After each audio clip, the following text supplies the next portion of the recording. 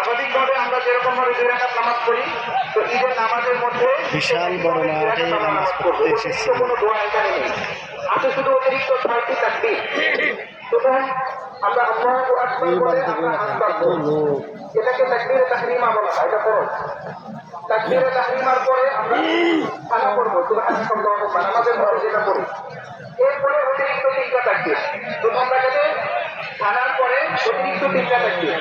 আল্লাহু আকবার বলে আমরা হাত উঠাবো এবং ছেড়ে দেব। এরপর আল্লাহু আকবার বলে আমরা কবিপুর অঞ্জনা মডেল হাই স্কুলের বিশাল বড় মাঠ। এরপর অতিরিক্ত 3 তাকবীর, তৃতীয় তাকবীর আল্লাহু আকবার বলে আমরা হাত তুলে ফেলব। এরপর ইমাম সাহেব সূরা ফাতিহা পড়বেন, সূরা ফাতিহার সাথে অন্য কোনো সূরা মিলাবেন।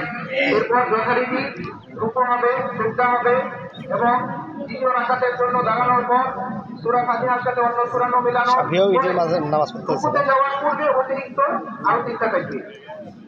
এখানে আল্লাহু আকবার বলে হাত ছেড়ে দিব, আল্লাহু আকবার বলে হাত ছেড়ে দিব, আল্লাহু আকবার বলে হাত ছেড়ে দিব। 3 তাকবীরে হাত আমরা ছেড়ে দিব। এরপর আল্লাহু আকবার বলে আমরা রুকুতে যাব, রুকুর তাকবীর।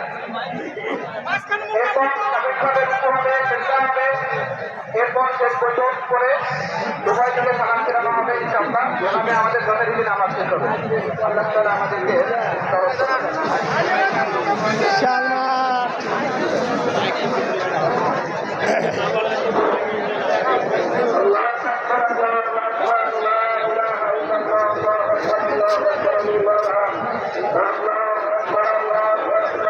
লা ইলাহা ইল্লাল্লাহ আল্লাহু আকবার। 400 মিটার তো মুক্তি হয়ে যায়। এই যে দিয়ে দে। ও আপনি না? হ্যাঁ হ্যাঁ 400 টাকা না, আমি ওখান থেকে দিতেছি আপনি।